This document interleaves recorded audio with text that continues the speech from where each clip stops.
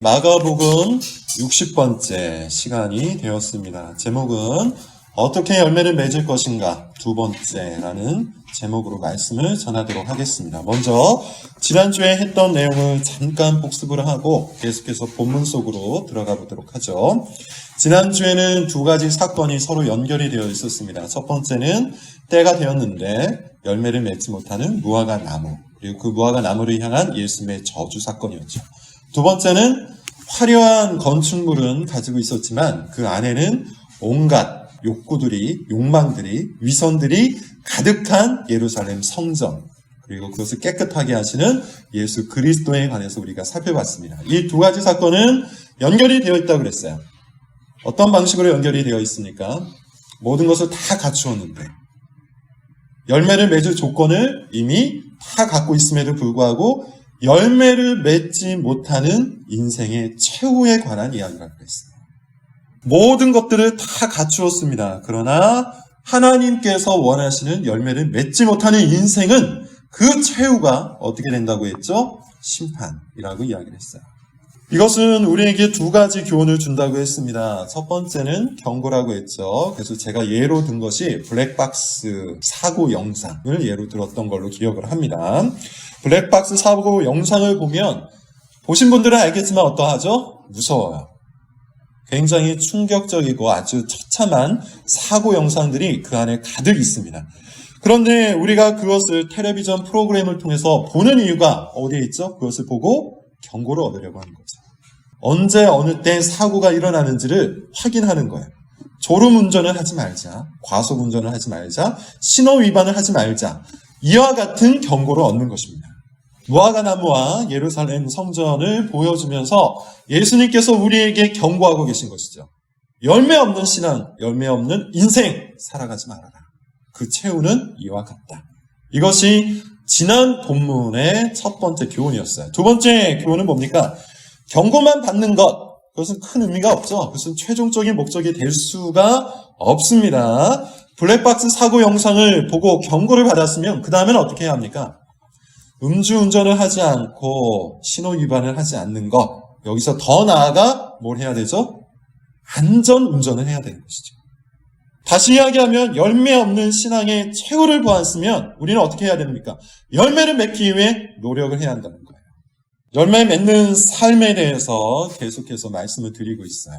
열매 맺는 삶, 살아야 합니다. 본문이 그것을 우리에게 끊임없이 이야기를 하고 있어요. 근데 이 열매 맺는 삶을 방해하는 요소가 있습니다. 두 가지를 먼저 이야기하고 그 다음에 어떻게 해야 열매를 맺을 수 있을지에 대해서 계속해서 말씀을 드리도록 하죠. 첫 번째, 열매 맺는 삶을 방해하는 그 첫 번째 요소는 사람의 본성적인 게으름이에요. 일반적인 게으름을 뜻하는 것이 아니에요. 제가 과거 몇 번 말한 적이 있습니다. 모든 사람들은 자기 욕망에 대해서는 아주 부지런하다고 했어요. 예컨대 먹을 것을 좋아하는 사람들을 여러분 유심히 보세요. 다른 것들은 다 게으른데 이 먹는 것에 대해서는 그 누구보다도 부지런하죠. 제가 몇 번 사례로 말씀을 드렸는데 맛있는 녀석들이라는 그 텔레비전 프로그램을 보면 먹을 것을 굉장히 좋아하는 연예인들이 나와요. 그들이 스스로 말하기 자기네들은 게으르다고 얘기합니다. 운동을 안 한대요. 자주 누워있다고 합니다. 움직이는 걸 싫어한답니다. 그런데 그 프로그램을 보면 그들이 먹을 때 어떠하죠? 정말로 부지런해요. 얼마나 부지런한지 먹을 걸로 끊임없이 도전을 합니다. 끝없이 요리를 해요. 끝없이 각종 소스를 만들어요. 말 그대로 근면하고 창의적이에요. 먹을 것이라는 욕망 앞에서 부지런한 겁니다. 근데 사실 이것이 다 일반적인 원리 속에서 적용이 되는 거예요. 명예욕이 있는 사람은 다른 것은 다 게을러도 자기가 명예를 얻을 수 있는 일에 대해서는 부지런합니다. 관계 욕구, 인정 욕구가 있는 사람은 다른 부분에 있어서는 다 게을러도 그 부분만큼은 집요할 만큼 열심히 해요. 일반적인 욕구에서는 완전히 게으른 사람도 없고 완전히 부지런한 사람도 없다는 겁니다. 그런데 여기서 말씀을 드리고 있는 본성적 게으름이라는 것은 뭘 말하는 걸까요? 하나님을 향한 열심을 말하는 거예요. 죄인으로 태어난 인간은 본성적으로 하나님을 향해서 게을러요. 하나님을 향한 욕망이 없어서 그래요. 하나님을 향한 갈망, 하나님을 향한 갈증이 없기 때문에 하나님을 향해서는 항상 게으른 거예요. 식욕이 없는 사람은 자기 식욕을 채우는 데에서 게으르죠. 인정 욕구, 관계 욕구가 없는 사람은 그 욕구를 채우는 데 대해서 게으릅니다. 마치 그런 것처럼 하나님에 대한 욕망이 없는 사람은 게을러요. 우리는 이것을 반드시 잘 알고 있어야 됩니다. 비록 중생한 사람이라 할지라도 여전히 이 본성이 완전히 제거된 것이 아니기 때문이에요. 남아서 영향을 미치고 있기 때문이에요. 그러므로 우리 안에는 하나님을 향한 게으름이 남아있다는 사실을 우리는 알아야 돼요.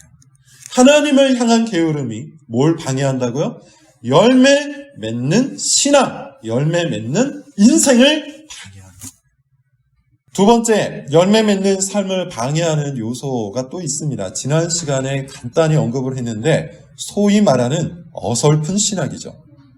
예를 들어서 하나님의 주권을 운운하는 사람들, 하나님의 은혜를 운운하는 사람들 중에 자신의 게으름을 갖고 하나님의 주권과 은혜를 갖고 합리화시키는 사람들이 생각보다 굉장히 많죠. 하나님의 주권을 말하면서 내가 할 것은 하나도 없는 것처럼 여기는 태도. 성경을 보시면 이것이 철저히 반성경적인 태도라는 걸 알 겁니다. 하나님의 은혜를 믿는 것처럼 말하면서 죄 짓는 삶을 아무렇지도 않게 여기는 사람. 그런 태도. 마찬가지로 성경을 보시면 이것이 매우 반성경적이라는 걸 알 거예요. 이것은 마치 앞서 예화로 말씀을 드린 것처럼 블랙박스 사고 영상을 보고도 이렇게 생각하는 거죠. 어차피 안전 운전을 해도 다른 차가 와서 박아버리면 죽으니 어쩔 수 없다. 그냥 나는 계속해서 졸음운전을 하겠고 계속해서 과속운전을 하겠고 계속해서 신호 위반을 하겠다. 라고 말하는 것과 다를 바가 없는 거예요. 그런 사람은 어떻게 될까요? 반드시 언젠가 사고 날 겁니다. 하나님의 주권을 정말로 믿는다면 성경을 통해서 하나님께서 경고하신 바를 받아야 돼요. 성경을 통해서 하나님께서 권면하신 바를 받아야 돼요. 책망하고 훈계하신 바를 받아야 합니다. 그럴 때 우리 삶 속에 열매가 맺히는 거예요. 하나님이 말씀하시는 대로 살아가야 되는 것이죠. 자, 이 이야기를 오늘 본문을 통해서 조금 더 자세하게 들여다보도록 하겠습니다. 오늘은 어떻게 열매를 맺을 것인가 두 번째라는 제목으로 말씀을 갖고 있죠. 자, 본문을 먼저 한번 읽고 계속해서 이야기를 연결해 가겠습니다. 20절부터 21절입니다. 함께 읽어보도록 하죠. 시작. 그들이 아침에 지나갈 때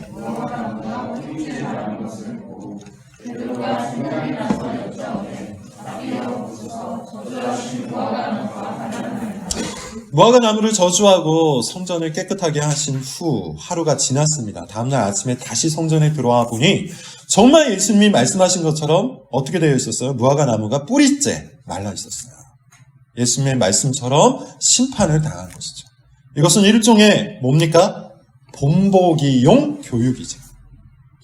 무화과 나무가 그렇게 된 것처럼 가까이는 예루살렘 성전이 그렇게 될 것이고 오늘날 우리에게 적용하자면 열매 없는 신앙, 열매 없는 인생을 살아가는 자들이 그러할 것이라는 걸 보여주는 거예요. 마가가 하나님이 성령이 이 사건을 본문 속에 기록한 이유인 것이죠. 그렇다면 이 본문을 통해서 구체적으로 예수님은 뭘 가르치려고 하시는 걸까요? 지난주에도 읽었는데요. 본문의 핵심입니다. 중심 주제예요. 22절을 한번 읽어볼게요. 22절입니다. 자, 시작. 예수께서 그들에게 대답하되 하나님을 믿으라는 거죠. 여러분 교회를 오래 다니셨으면 하나님을 믿으라는 이야기를 정말 수천 번, 수만 번 많이 들으신 분은 수십만 번도 들었을 거예요. 하나님을 믿는 것이 우리 기독교, 우리가 믿는 이 진리의 목적이에요. 하나님을 믿어야 돼요. 지난주에 잠깐 말했는데 지금 여기에서 말하고 있는 열매가 여러분 뭡니까? 마가복음 문맥에서 열매는 믿음이에요. 믿음의 열매를 이야기하고 있는 거예요. 매우 일관되게 그리고 반복적으로 강조하고 있는 교훈입니다. 변화산 사건 후에 예수님과 세 제자들이 산 밑에 내려오자 어떤 일이 있었죠? 귀신 들린 아이가 있었는데 그들을 제자들이 고치지 못하고 있었어요. 이 제자들을 향해 예수님이 뭐라고 하셨습니까? 믿음이 없는 세대요 라고 얘기합니다. 그리고 이 어린아이의 아버지에게 예수님이 또 뭐라고 얘기하십니까? 할 수 있거든이 무슨 말이냐? 믿는 자에게 능치 못할 일이 없느니라. 그리고 어린아이와 같은 자가 하나님 나라에 들어가신다고 교훈하실 때 어린아이와 같다라는 말이 무슨 뜻이라고 그랬어요? 받아들이는 믿음이라고 했죠. 부자 청년 사건이 끝난 뒤에 예수님이 어떤 말씀을 하시죠? 사람으로는 할 수 없지만 하나님은 다 하실 수 있다. 이 사건의 결론이 뭡니까? 그러니 하나님을 믿으라는 거예요.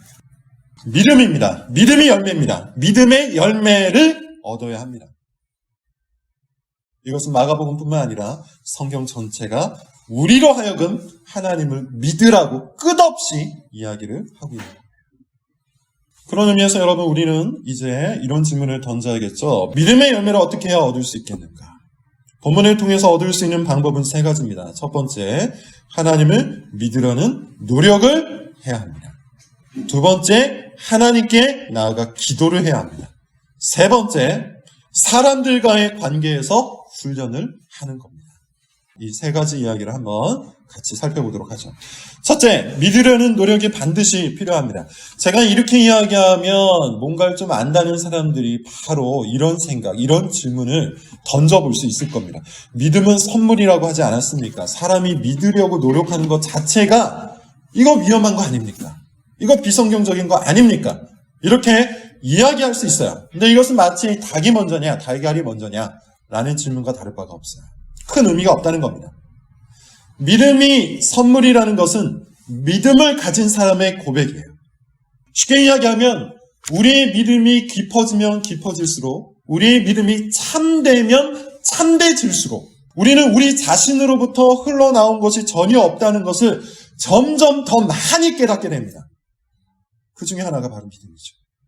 그런 의미에서 참된 믿음을 얻어가는 사람은 믿음이 선물이라는 것을 자연스럽게 고백을 하게 돼요. 그러나 그 과정 속에 있는 사람, 즉 믿음이 없거나 혹은 믿음이 연약한 사람에게 성경은 끊임없이 뭘 요청하고 있어요? 믿을 것을 요청하고 있어요. 믿으라고 명령하고 있어요. 믿음을 요구하고 있단 말입니다. 23절, 여러분 본문 23절을 한번 같이 읽어볼게요. 23절입니다. 자, 시작. 내가 진실로 너에게 이르노니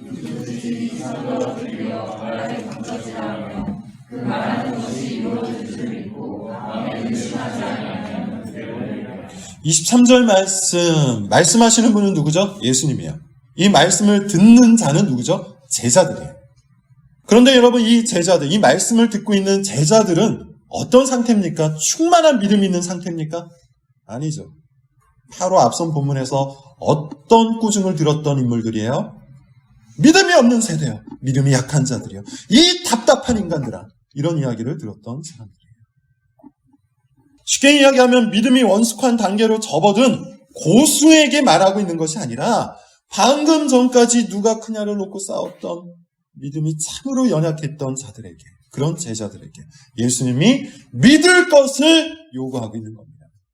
만약에 여러분 믿으려는 노력이 우리 믿음에 전혀 필요가 없는 것이라면 예수님의 이 명령, 예수님의 이 요청은 뭐가 되는 거죠? 공허한 말씀이죠. 공수표예요. 답도 없는 책망일 뿐이야. 우리가 할 수 없는 것을 제시해놓고 그거 갖고 혼내는 아주 부당한 상사, 부당한 아버지와 같은 존재일 뿐이에요.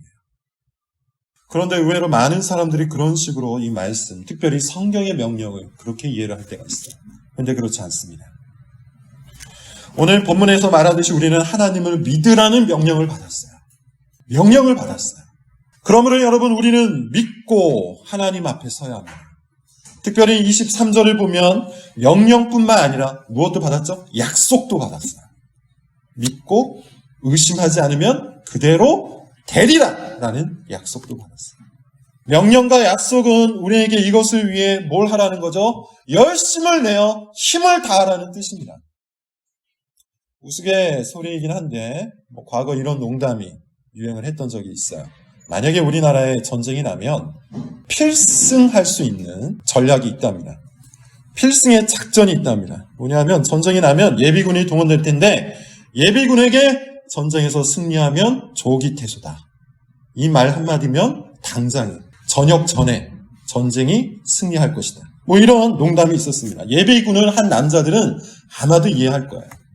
예비군에서 최고의 약속이 뭐죠? 조기퇴소예요. 조기퇴소가 걸리면 갑자기 열심을 냅니다. 잘 듣지도 않던 명령도 열심히 따라요. 명령과 약속이라는 것은 사람을 어떻게 만든다는 것을 강조하기 위해서 이 예화를 쓴 걸까요? 열심 있게 만든다는 거예요. 노력을 하게 만든다는 거예요. 그런데 지금 예수님께서 22절, 23절에서 그 명령과 그 약속을 우리에게 주시는 거예요. 그러면 우리는 어떻게 반응해야 되는 것이죠? 열심으로 반응해야 되는 거예요. 힘쓰고 노력을 해야 하는 겁니다. 구체적으로 하나님의 무엇을 믿어야 합니까? 하나님이 정말로 우리의 하나님이 되신다는 걸 믿어야 돼요. 하나님이 정말로 우리의 아버지가 되신다는 걸 믿어야 돼요. 그분을 믿고 그분의 말씀대로 순종하는 겁니다. 세상이 복잡하죠. 시험이 많고 유혹이 많습니다. 정확한 답이 무엇인지 잘 모를 때도 많아요. 그러나 그런 와중에도 하나님을 믿고 하나님께서 지금 이 상황에서 뭐라고 말씀하시는지를 찾아 그 뜻대로 살아가는 것이죠. 세대를 분별하고 하나님의 뜻대로 사는 거예요. 하나님을 믿어야 합니다. 하나님을 믿기 위해 힘을 다해야 합니다. 이것은 단순한 구호가 아니에요. 지금 여러분 삶 속에 필요한 것, 그것이 뭡니까? 하나님을 믿고 하나님 앞에 서십시오. 여러분 삶 속에 바뀌어야 할 것, 그게 뭡니까? 하나님을 믿고 하나님 앞에 서십시오. 하나님을 믿는다는 것은 정말로 하나님을 믿고 그분이 시키는 대로 사는 거예요.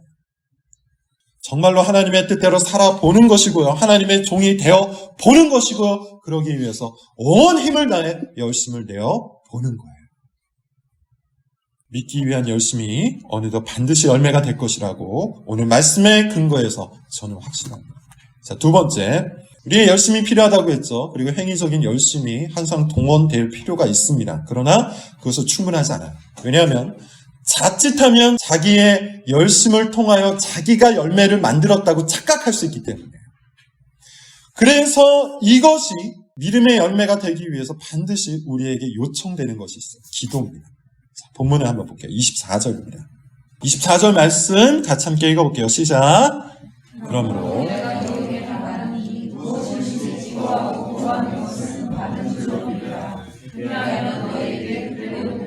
오늘 설교는 기도와 관련된 전반적인 설교가 아니기 때문에 자세한 설명은 좀 빼놓겠습니다. 다만 여기서는 기도와 믿음의 관계 안에서 우리가 한번 이해해 볼 교훈이 있어요. 예수님은 믿음을 가지고 기도하라고 하시죠. 그러면 어떻게 된답니까? 그대로 될 것이라고요. 여기서 조금만 각색을 해보면 이렇습니다. 기도하는 사람은 믿음을 얻어간다. 기도하는 사람은 믿음을 얻어간다. 자, 왜 그런가 한번 들어보세요. 기도를 할 때 대부분의 사람들, 그러니까 처음 기도를 시작하는 사람들은 대부분 어떤 마음을 갖고 기도를 시작할까요? 보통은 긴가민가하고 시작하죠.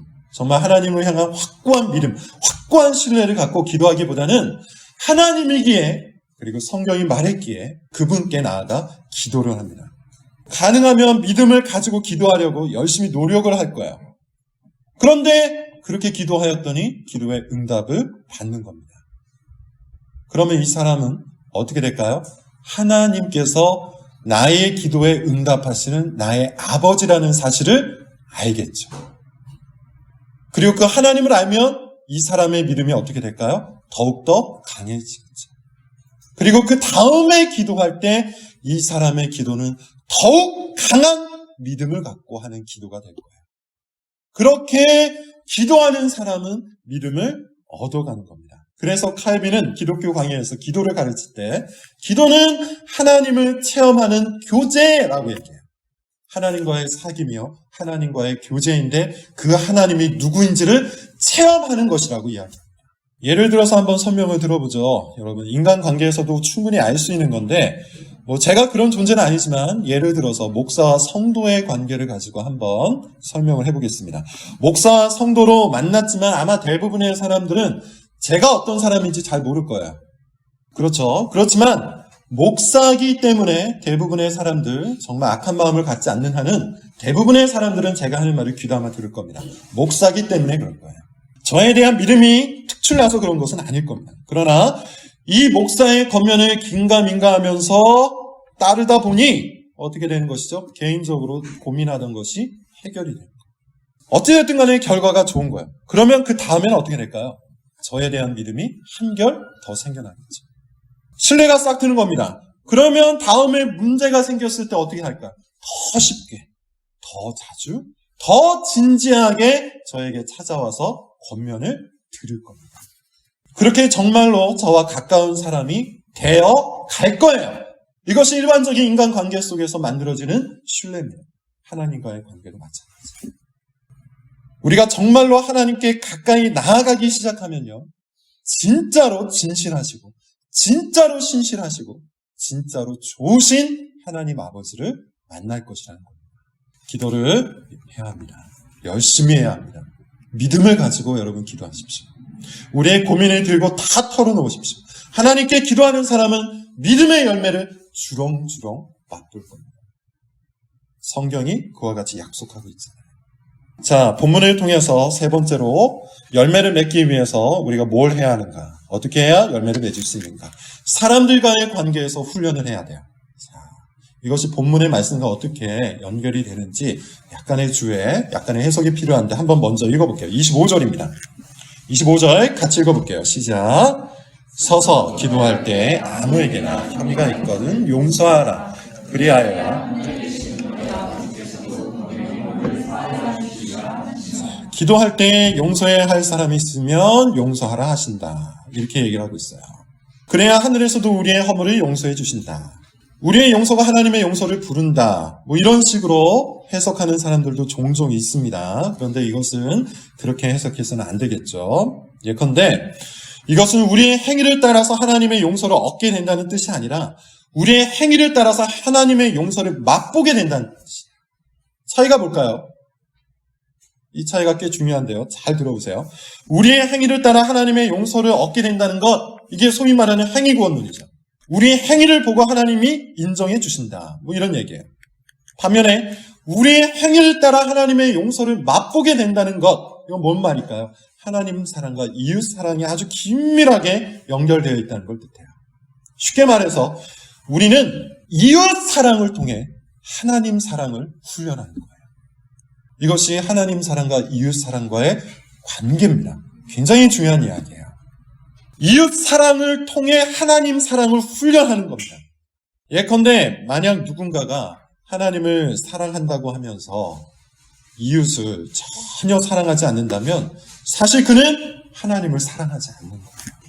마치 그와 같습니다. 하나님께 기도하면서 하나님께 가까이 나아가는 것처럼 하면서 실상은 인간관계가 최악이라면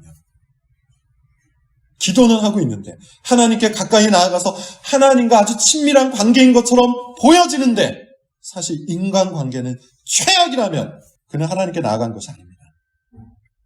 하나님과의 관계는 반드시 인간관계 안에서 표현되는 것이고 인간관계에서의 훈련은 반드시 하나님과의 관계를 더 온전하게 만들기 때문이에요. 이것이 성경이 말하는 거예요. 그래서 여러분 우리는 인간관계를 참으로 성경대로 잘 해야 하는 것이죠. 용서는 인간관계를 지배하는 가장 중요한 신앙적 정서예요. 그런데 여러분 높아심에서 말씀을 드립니다. 이 용서라는 것이 무조건적이고 무율법적이며 무질서한 것은 절대로 아니에요. 인간관계의 핵심이라고 할 수 있는 이웃 사랑의 계명을 실천하는 것에 용서의 본질이 있는 거예요. 한 예로 만약에 예수님의 이 말씀이 무조건적인 용서라면 이 다음에 나오는 장면에서 예수님은 왜 제사장들과 바리새인들을 그냥 무조건 용서하지 않으셨을까요? 바로 앞장면에서 왜 성전을 더럽히는 사람들을 용서해 주시지 않고 그들을 다 쫓아내신 걸까요? 왜 있는 모습 그대로 받아들이지 않고 위선적인 모습 그대로를 수용해 주지 않은 채 그들을 호되게 책망하신 걸까요? 용서를 우리는 성경적으로 이해를 잘해야 합니다. 용서라는 정서와 그 용서의 구체적인 행동은 분명히 차이가 있어요. 과거 외도의 심리라는 강의에서도 말씀을 드린 적이 있을 겁니다. 어떤 남자가 음흉한 의도를 품고 다가왔어요. 근데 그 의도가 발각이 되었어요. 그런데 여자가 오늘 말씀을 보고 허물을 용서해줘야겠다. 그래야 내 허물도 용서받겠구나. 그러면서 아무렇지도 않게 행동을 한다면 그게 진짜 용서일까요? 아마도 이 남자는 자기 의도를 받아준 줄 알고 더 음흉한 마음을 품고 접근을 할 겁니다. 본문의 이 말씀은 바리새인의 위선을 지적하는, 서서 기도를 한다. 서서 기도하기를 즐겨했던 사람 누굽니까? 바리새인들이죠. 사람들이 자신을 경건하게 보기 때문이에요. 그래서 자신을 과시하려고 서서 기도했어요. 그런데 정작 바리새인의 마음속에는 뭐가 없었죠? 사람들을 향한 사랑이 하나도 없었어요. 예수님은 그와 같은 위선을 지적하고 계신 겁니다. 다시 말하자면 위선적인 기도를 행하지 말고 참된 사랑의 실천을 행하라고 말씀하는 거예요. 그러므로 열매를 맺기 위해서 여러분 오늘 본문의 맥락 속에서 다시 정리해서 말씀드리는 겁니다. 열매를 맺기 위해서 우리에게 필요한 것은 기도만이 아니라 이 기도가 위선이 되지 않도록 사람들과의 관계에서 사랑을 훈련하는 거예요. 이해가 되시는지 모르겠네요. 사랑의 계명에 기초하여 사람과의 관계를 맺는 훈련을 할 때 비로소 우리 삶 속의 믿음의 열매가 정말로 맺히는 겁니다. 말씀을 맺겠습니다. 열매를 어떻게 맺을 것인가? 첫째, 하나님을 믿으라고 했죠. 믿기 위해 열심을 다해야 합니다. 노력해야 돼요. 힘을 써야 돼요. 삶의 모든 영역에서 하나님을 정말로 믿어보기 위해 노력해 보십시오. 반드시 열매가 나타날 거예요. 하나님을 믿고 선택을 해보라는 겁니다. 두 번째, 그 하나님께 가까이 나아가 기도하라고 했죠. 자신의 모든 고민을 들고 한번 기도를 해보십시오. 그러면 하나님께서 얼마나 좋으신 분인지 체험하게 될 겁니다. 이것이 예수님께서 우리에게 약속하고 계신 거예요. 세 번째, 사랑의 계명을 따라 사람들과의 관계를 맺으라고 했어요. 그것이 하나님과의 관계를 훈련하는 방법이에요. 사람들의 관계가 바로 서 있지 않은 사람은 하나님과의 관계도 분명코 바로 서 있지 않을 겁니다. 그런 사람은 결코 믿음의 열매를 맺지 못할 거예요. 마지막 당부를 하도록 하겠습니다. 열매를 맺기 위해 이제 우리가 시작해야 돼요. 움직임을 시작해야 돼요. 첫 걸음을 걸어야 합니다. 그럴 때 가장 중요한 게 뭐냐 하면 우리의 무의식적인 의식, 무의식적인 습관, 무의식적인 행동을 바꾸는 거예요. 최근에 회자되었던 어떤 영상 하나가 있더군요. 미국 보건당국자의 실수입니다. 미국 보건당국자가 코로나를 어떻게 방지할 것인지를 열심히 브리핑을 해요. 코를 만지면 안 된다. 눈을 만져서도 안 된다. 입을 만지는 행위를 하지 말라. 코로나가 그것으로 감염된다. 그렇게 열심히 브리핑을 하고는 무의식적으로 다음 페이지를 넘길 때 손가락으로 혀를 대고 이렇게 넘겼죠. 그래서 많은 비판을 받았습니다. 일부러 그렇겠습니까? 무의식이죠. 작은 습관이에요. 평상시 습관이 자기가 하는 행동을 인식하지 못하게 만든 겁니다. 자기가 하지 말라고 말한 것을 그 무의식적인 습관에 사로잡혀서 그 순간 해버린 거예요. 열매 맺는 삶을 위해서 여러분 첫 걸음을 걸어야 되는데 그러기 위해 꼭 필요한 것은 오늘 말씀의 기초에서 여러분 자신을 점검하는 겁니다. 내가 정말 하나님을 믿고 있는지를 살펴보십시오. 내가 정말로 하나님 앞에 위선적이지 않은 마음으로 기도하고 있는지, 골방에 들어가서 기도하고 있는지 살펴보십시오. 그리고 내가 정말로 하나님을 사랑하는 모습이 있는지 사람들과의 관계 속에서 확인을 해보십시오. 만약에 그런 것들이 없다면 바로 그 없는 자리에서, 그 부족한 자리에서 출발하셔야 되는 거예요. 무의식적인 습관대로 여러분 행하지 마시고 자기 마음 편한 대로 행하지 마시고 하나님 앞에서 바르게 꼭 행하시기를 바랍니다. 그것이 우리 삶에 정말 믿음의 열매를 맺게 만들 겁니다. 기도하겠습니다.